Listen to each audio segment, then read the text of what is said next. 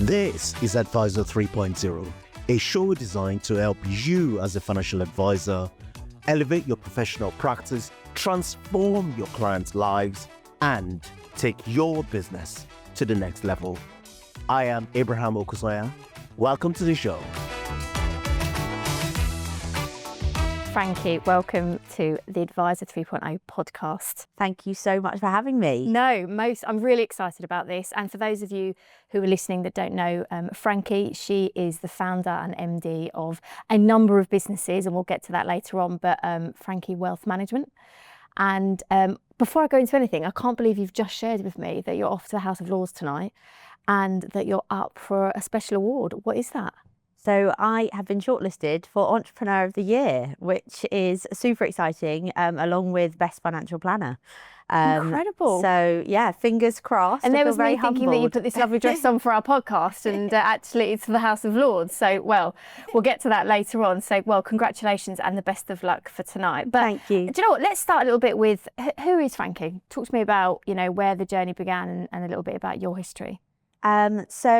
Well, from a wealth management perspective, I literally fell into finance. I thought I was destined for property. I was working at Stratton Parker and very much was loving kind of all the residential property homes and taking people round, and thought that was where my career was going to take me. And I met my first CEO at Ascot Races, and he started talking to me about financial planning and whether I'd ever considered it as a career. And I have to say, I'd never heard of the word financial planning, so I definitely hadn't considered it.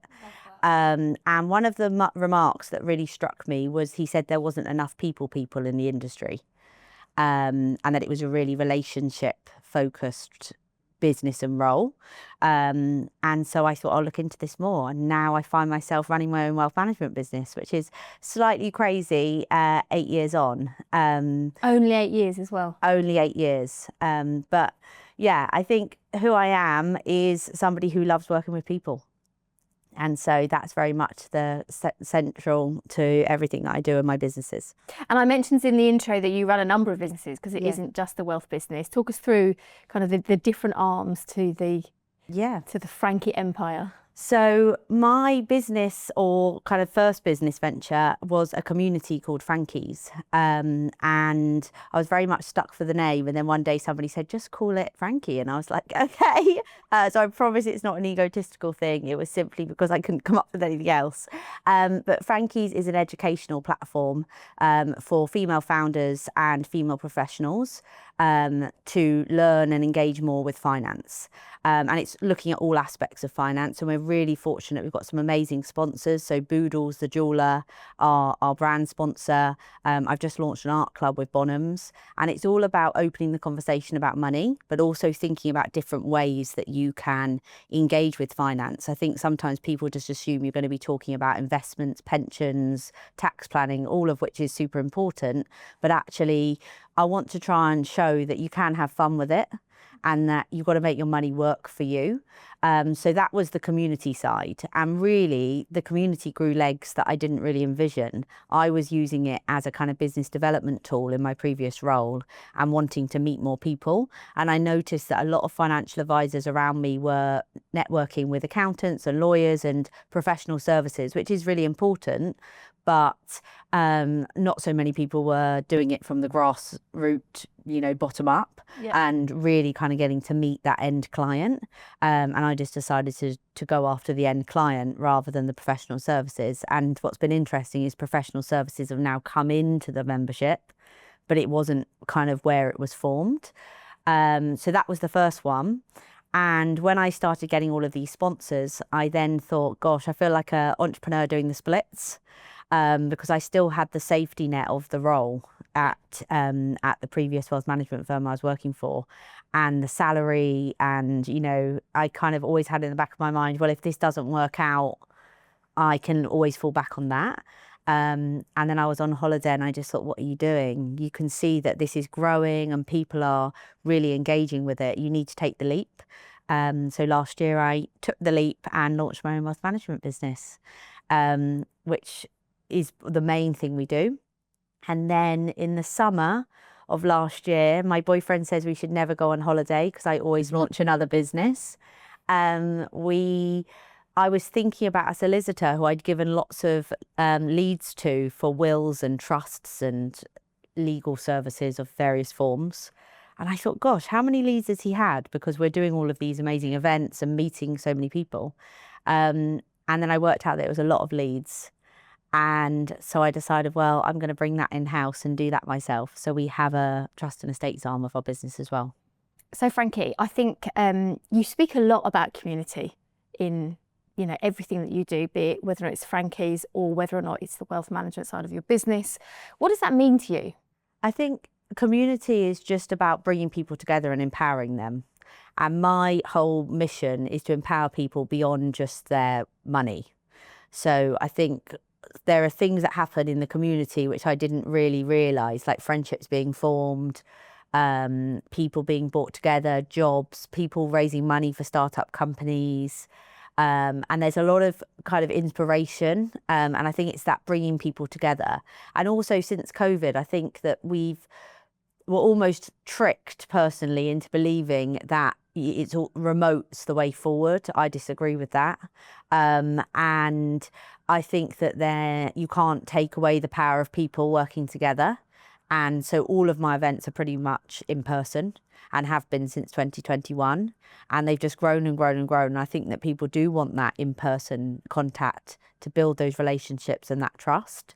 So for me, the community is really important. And also, I think if you look at any big brand at the moment, and very successful entrepreneurs, the Stephen Bartlett's, Grace Beverley's, all of them have got an amazing community. And the community can serve you and your business in lots of different ways as well. So one of the really good things from my perspective as a financial advisor who's so new to running the wealth management business, we're really in the early stages. These other businesses I've set up have created additional revenue streams for me. So I'm not solely reliant on having AUM and clients. Because if I was, then that would be quite scary with the small book that we have, albeit super important.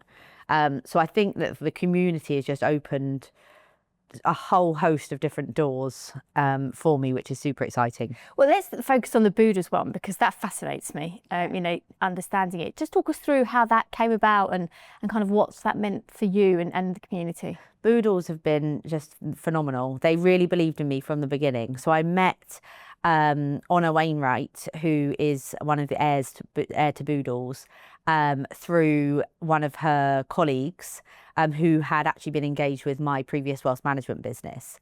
And Honor really struck me because she is the first female in her family in 200 years to get involved in the business, and she's just been made a director.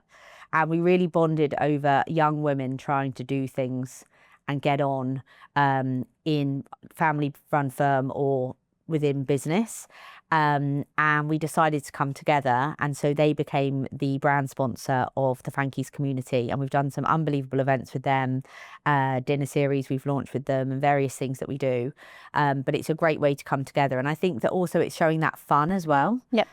So Boodles kind of come at it, we describe it as an alternative asset, albeit they'll tell me off because they say you should buy your jewellery for love, not money. And if it goes up in value, that's an extra push.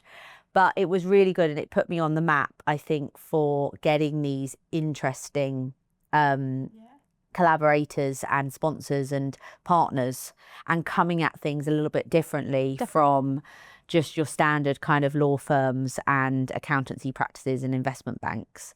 Still though, I think what I was probably alluding to is more about actually it's changed the landscape. That ordinarily wouldn't be the case if I think about Boodles and their family history. They've probably got their own in-house advisors, so therefore that's a real statement though, to be even collaborating and talking about the wealth side of the business. I think actually Kate, that's such a great point, because one of the things that Honor and I have had a conversation with before, and I have a conversation with not just Honor, but lots of clients who families are set up and there's family wealth or there's family businesses, and ultimately they are looking at their own planning, and maybe there's some events that are happening, whether it's inheritance tax planning or whatever it may be, and they're looking at the family advisors that are around them and often feel that they can't relate to those individuals. And it's not because there's anything wrong with those individuals, it's just because they're at a different life stage to them. And I have gone on to talk about this quite a lot, that I think lots of people shy away from financial advice because they can't relate to the people who are giving it. And that's where I think communities like mine come in, to really show people that you don't have to have wealth to be, you know, engaged in finance. Everyone should be engaged in it, but also you can find a financial advisor, an investment team that works for you and that you can relate to, and that's really important. And you don't have to we're not back 50, 100 years ago where you just did what your family did. Ultimately, you know, solicitors, accountants, investments teams, they change. And I think it's important for us as professionals in this industry to realise that it's not a given that if you get a client, you're going to have them in 30 years' time. You've actually got to show value and make sure that people feel that you're working with them and that they continue to want to work with you. And that's been another thing that's been really interesting about the community. We've picked up a lot of clients who have been dissatisfied with their financial advisors, often because they haven't been seeing them in person for many years. And they've come along with a friend to an event at Boodles or Bonhams or wherever we're hosting an event. And they've said, oh, so we can become part of this and you'll manage my money. And we're like, yeah. And straight away that it just engages them to come on board. So it's got a really powerful place. How do you take all of that, you know, because it feels like it's a very Frankie wrapped service, if I may put it that way, you know, the love and the energy and the value and the consideration and thinking all the time about how to make things better and what else can we think about. So talk to me about how that though how do you do that with the business and bringing other people into the wealth business? Because I guess if you could, you know, model Frankie and buy 10 of them and employ all of them, great, and therefore they all think like you, all work like you, and have how do you bring in the right people to make sure that they're driving forward the wealth management side of the business in the way that you would? So it's been really interesting. Up until really recently, I haven't had anybody with wealth management experience working in the company. That's until the caveat with till very recently. And I did that because I feel like the financial planning industry is broken. I think that it's very much a cottage industry.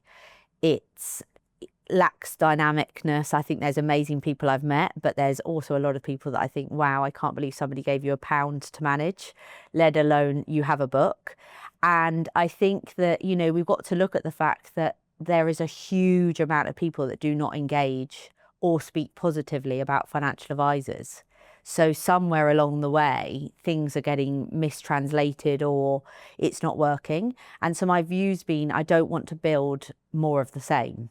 So the wealth management side is, obviously the advice is standard advice, albeit, you know, we are going the extra mile.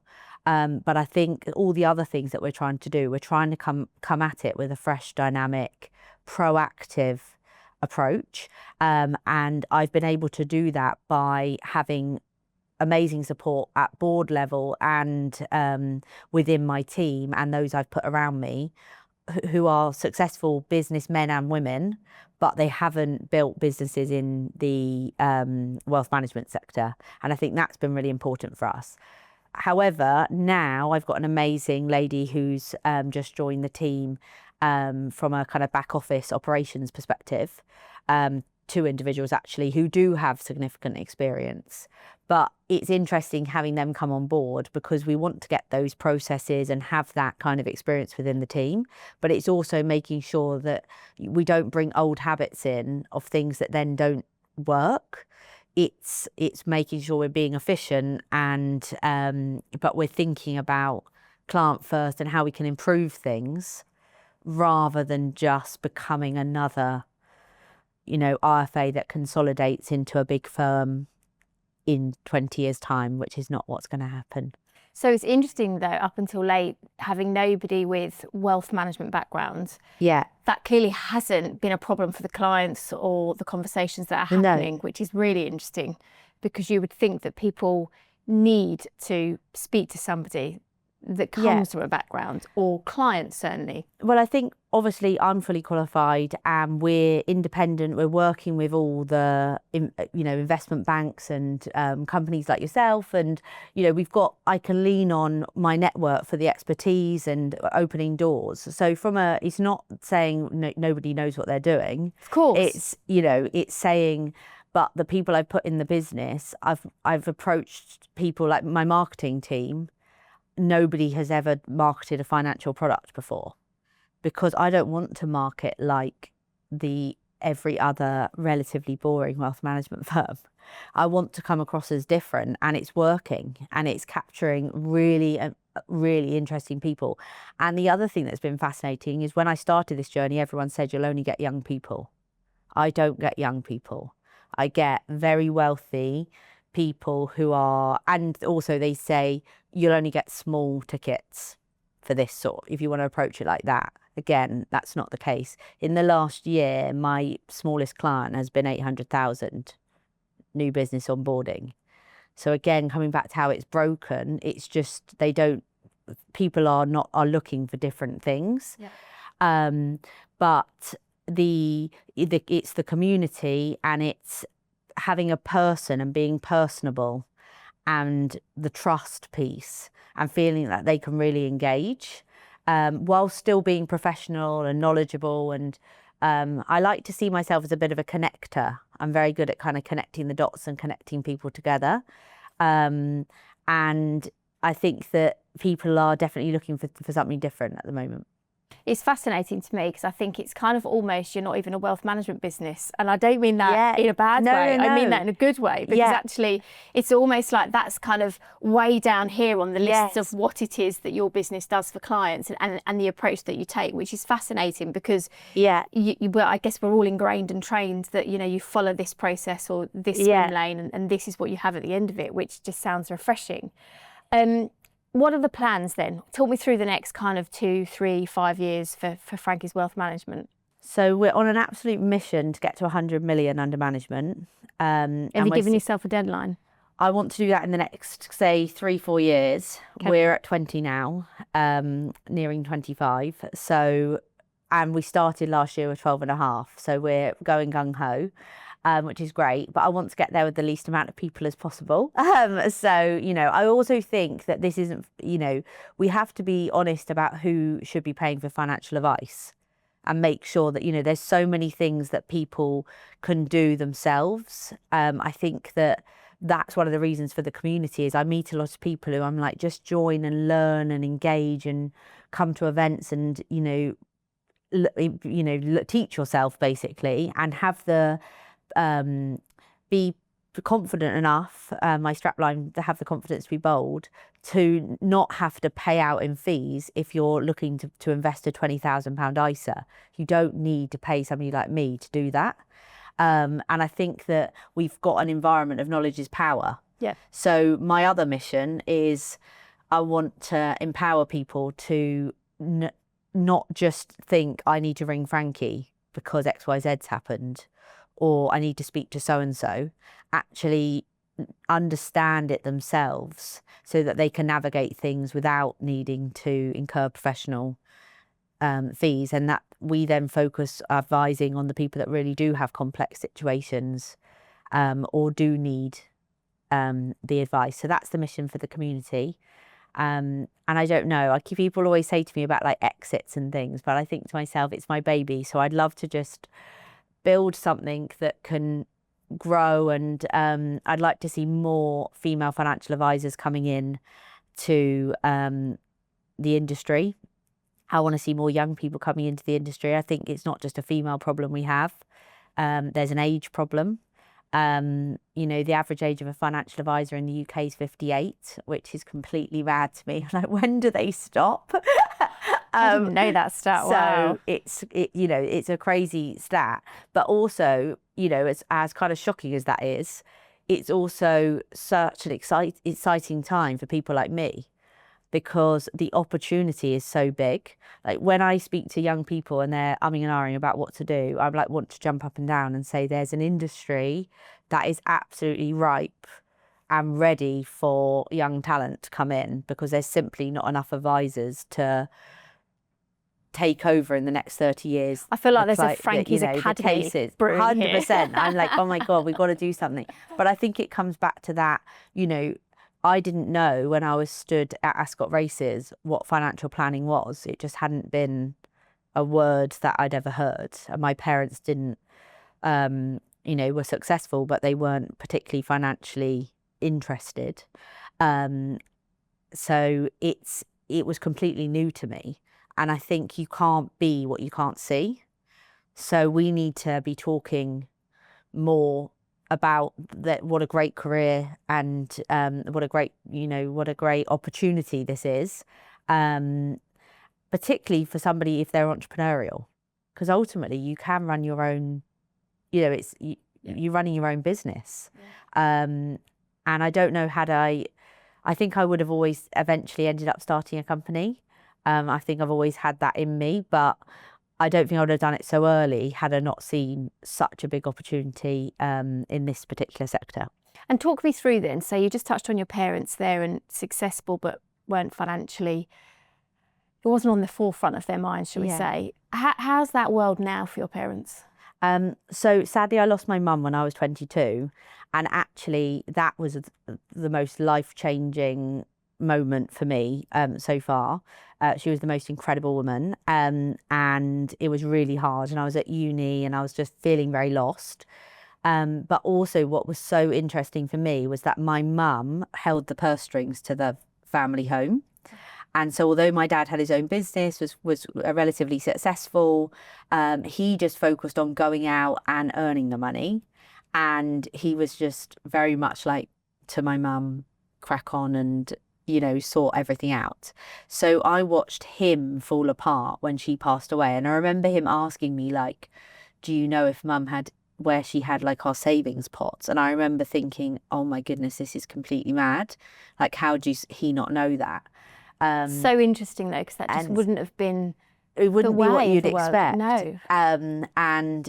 But then when I say it's not what you would expect, I actually think it's more common than we think, because I think there are I think it's like, it's not necessarily the norm, but I think there are a huge amount of women who are doing the food shops, running the home, making sure that the utility, all the bills are paid, making sure the kids are okay and they're at whatever club they're doing, and I've got a much more of a handle on actually what's going out the door than some of the husbands that are or partners or whatever who are actually running, potentially earning more money. And so I think it's all about the roles we take on in the home. And I think as an industry, we're too sweeping to focus on the men. Mm-hmm. And actually what's fascinating is my wealth management business there's more men than women now, but every man has been introduced to me by a woman who's been coming to the club. So showing that women do have that power in the home to help make decisions. And I think that's been another thing that's been great, is that I've been empowering a side of the conversation that's normally quite overlooked. But coming back to my parents, that kind of really got me thinking, when my dad's reactions, that this wasn't quite adding up for me. And it got me thinking about, at the firm I was at before, there was, it was a very male-dominated firm. I was the only female financial advisor.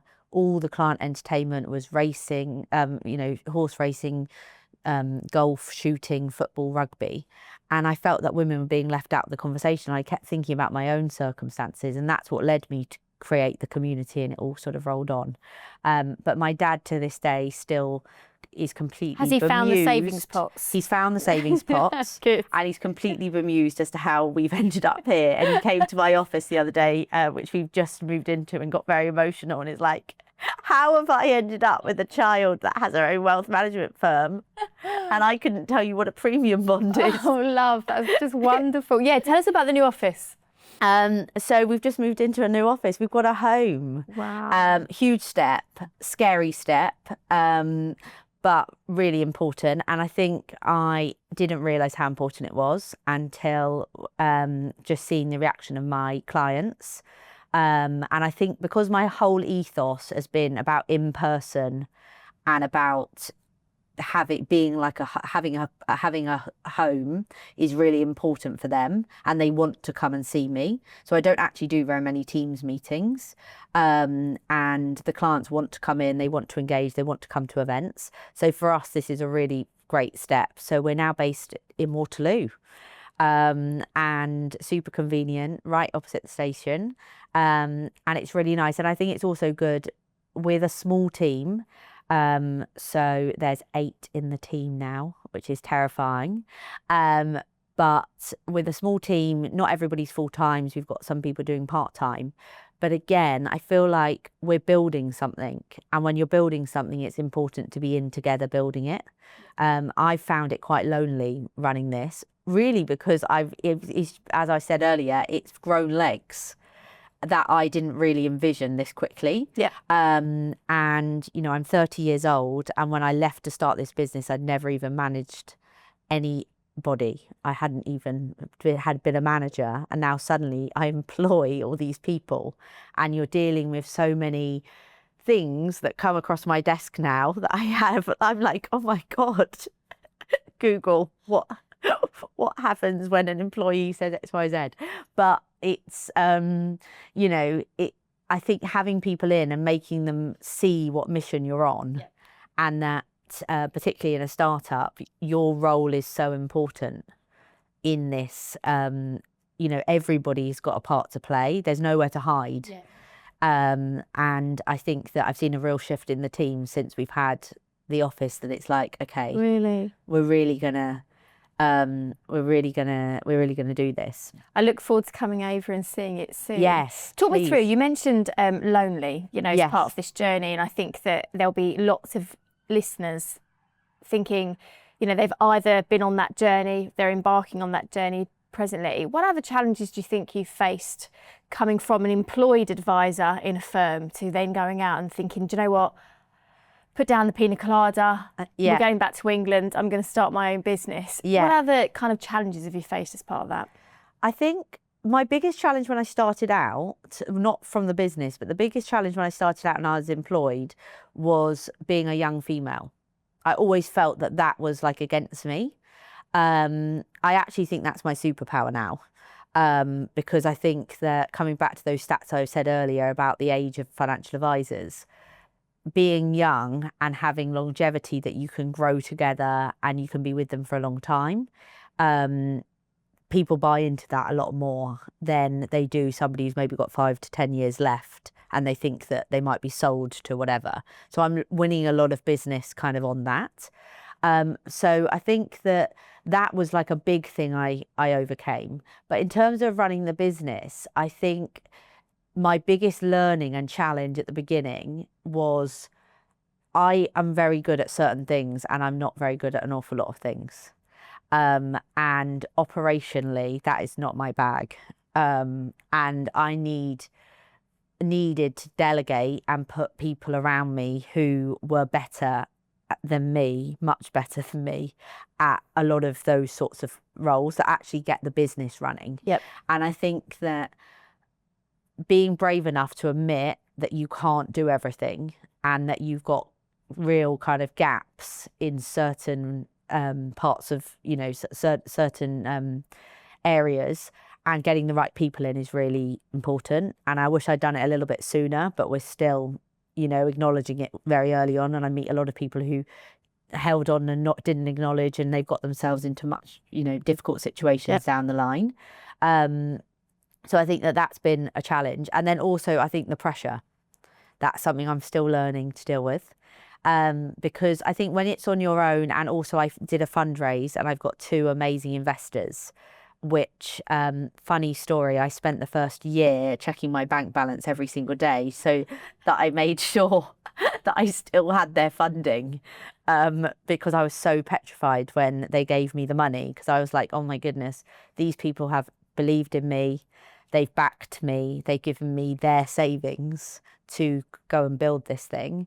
And and I felt this huge sense of responsibility, which I still haven't quite been able to shake. But I think women feel it more than men. I think that I kind of, it not burdened me, but it almost kind of took over a bit. And, you know, as much as I am working for myself, I feel like I'm working for them. I owe it to them to make this a success. But I think the pressure of running your own thing, and particularly as the teams have expanded and the people who are reliant on you, and I think about like people's mortgages and rents and children going to nursery, and I'm like, oh my God, are you really doing all of this? No one can set you up for that. And that's the biggest challenge I'm facing at the moment, is how do you cope with that side of it? And at the moment, it's kind of like I'm coping with it by, I know I'm on to a really amazing thing. I've just, all the signals every day, how I feel, my gut, just, I know that what we're doing is right. We've just got to keep doing what we're doing. But I think when we were prepping for this, I was saying it's almost like you've got all these costs and everything, and you've got to try and get to the end. Yeah. And you've got to hope that there's not a delay in any of it along the way. Yeah. So I keep saying to myself, future me is going to be really proud of yourself. And right now I'm like a swan. But this time last year, we'll you didn't have 8 people and you didn't have an office. Exactly. And you weren't going to the House of Lords. Exactly. So, and that's just a short 9-12 month period. So. Exactly. So we keep moving forwards. Indeed. And in terms of, you know, right, Frankie, never heard of financial planning, now sat in front of investors, pitching for funding. How did you find that? Yeah. It was an absolute mad journey. Really hard. But when I met the 2 people who've backed me, a guy called Darren Carter and a guy called Steve Doyle, I cannot have asked for better investors. And I actually had the most unbelievable conversations with them both recently whilst we were looking at various things that we're doing in the business. And both of them said to me, we didn't back your business, we backed you. What an accolade. And it was just such an amazing thing. And then we were laughing about, you know, I think that's really important, that they really believe in me, and whether it's this or something else that I'm doing, they genuinely believe in me. And I think that I've been so fortunate to find that. And it hasn't always been like that. You know, there've been people that have come my way which haven't been like that. But I've been so lucky to have them and have them on the journey with me. And, you know, growing and supporting and their advice and everything. So that's been great. But I think that raising the finance, I spoke to so many people, and you just have to get that feeling. And you have to think, do you want to work with these people? And it is literally like a marriage, and you don't want it to end in divorce. And I found a lot of people I spoke to were men in our industry who have built traditional wealth management businesses. And I would just sit there and I would feel this, like, you know, you're trying to hold yourself together, because they didn't get it, because they don't believe that a community is going to lead to a wealth management company, or they didn't believe that women would open the door to the home. They didn't believe in what I was seeing on the ground. And they challenged a lot of things. But I think you have to, sometimes if you really know something and you're trial and testing it, you've got to stay true to you. Mm-hmm. And so what's the saying, kissed a lot of frogs, and then found, you know, 2 really good people who do believe. But you have, you know, it was tough, and lots of people said no, and lots of people told me this is not going to work, and this is all going to fall down. And, you know, maybe one day I'll be going to them for a job if it doesn't work out. But, you know, hopefully not. But no, you know, all I can say is I've tried, and it, you know, it's growing and it's building. But if anyone is doing a fundraise, it's resilience. And somebody said to me, it's not a no, it's a not for now. And it's interesting, some of the people who were really passionate with me that this was just not going to work, Some of them have started to come back round now, asking for conversations, which is super exciting and open to, conversations with anyone. But yeah, this industry is definitely open for disruption. Love that, absolutely love that. And we've touched a couple of times on your previous employer, and that being a very kind of male focused business in the way that it kind of day-to-day processing, events, clients, etc. How are they now? They must look at you now and think, hang on, why did we not think about this earlier, and why did we let it go? I don't know, we'd have to ask them. Interesting. No, I'm joking. Amazing firm, amazing platform. I was so fortunate to be trained by a guy called Adam Young, who basically took me out into the field with him to all of his meetings right from the beginning. And I'm forever grateful for that, because I saw what was in the textbook, doing your exams, but actually how it translated to clients. And I think it made me a better advisor much quicker. And I see lots of people who are doing support roles and being left kind of in the office. And there's only so much you can learn when you're in the office. And I think, with my team, I'm very much like, I want people on the road with me. I want to share that same experience. But,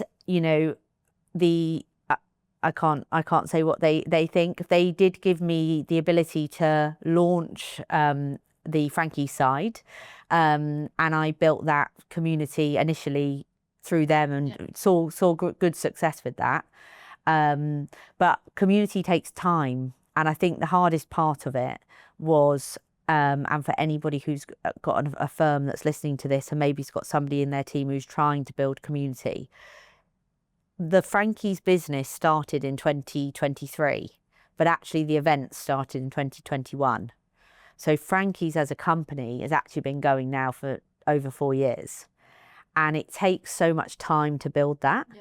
And so if you want instant results, which is kind of where I got to a bit, you want instant results and you're being pressurized to get big tickets and etc. That wasn't necessarily happening at the beginning, but oh my God, does it happen now? So I think you've got to stay kind of in that. And I've done an event every month, at least one, since January 2021, except for August, where I have it off. And usually it's 3 events a month. And that's, my social calendar, I've really shown up for it, but it's working. So I think it's, it's just keep going. Yeah. What would a younger you say to yourself now with all of this experience? Great question. I think I would say breathe and enjoy the journey. And I probably need to say that to myself more. But no, I would say that, I remember actually when I was doing my exams, I found them really hard. Mm-hmm. I hadn't done maths since GCSE. I really kind of struggled with the first few exams, and I thought, oh my God, I'm never going to be able to do this as a career. And suddenly something just clicked, and it took a lot of hard work. But I'm so glad it did, because I think that particularly with the client relationships and the business development, actually really being able to help people with their money, being able to make a difference to their lives is so much more impactful than going and, for me anyway, in my case, selling somebody a house, So I'm so grateful that I persevered and did that. And if anybody's thinking about coming into this industry and is struggling with their exams, persevere, because you could be the next person running your own company. Fab, love that. And where do you think the advice market's going then? You think it's broken, you said that earlier on. So where do you think it's heading? I think it's heading towards I think we need to embrace technology. And I think we need to be really clear on who needs advice. Mm-hmm. I think that there's too much of people paying for things that they don't need, and there's not enough education. So I think the problem we've got is we're alienating ourselves from the way society's going. So I think if you think about all other areas, wellness, health, fitness, our bodies, etc., we're all becoming much better at understanding ourselves and what works for us and looking after ourselves. And I think money fits into this same camp, that people are taking more of an interest in how your money works for you. And that doesn't always mean that they want a financial advisor to come along and say, okay, well, I'll pick your pension up here, consolidate it here, take 1% there, take this percent here, whatever they're doing. Yep. They just want to know how to do it. Yep. And I think it's that education we need to do, because ultimately then we can focus on the people that really need the advice, and make sure that we're giving value for money. And I think another reason why I keep saying it's broken is because there's too many commission-based fees or, percentage-based fees being taken, where, clients are not being serviced the way that they should. And I know that the FCA is really clamping down on this. But I think that, in anything else, if somebody paid you for something, personally, you would feel a huge amount of guilt if you hadn't actually seen that person or serviced that person in any way. Yeah. And I think that we've got to work that through and change that,